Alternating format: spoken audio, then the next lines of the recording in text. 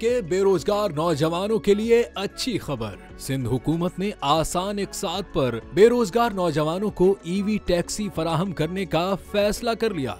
कराची में EV taxi assemble करने वाली कंपनी के हुकाम ने सीनियर वजीर सिंध शर्जील इनाम मेमन से मुलाकात की, जिसमें कंपनी हुकाम ने माहौल दोस्त ईवी टैक्सीज के हवाले से तफसीली ब्रीफिंग दी। जिसके बाद शर्जील इनाम मेमन का कहना था कि बेरोजगार अफराद को आसान इक़साद के मंसूबों पर ई टैक्सियां फराहम करना चाहते हैं ताकि वो पायदार अंदाज में अपनी रोजी कमा सके। शर्जील इनाम मेमन की जानिब से सेक्रेटरी ट्रांसपोर्ट को मुख्तलिफ बैंकों से राबतों और मुख्तलिफ मालियाती मॉडल्स तैयार करने की भी हिदायत जारी कर दी गई हैं।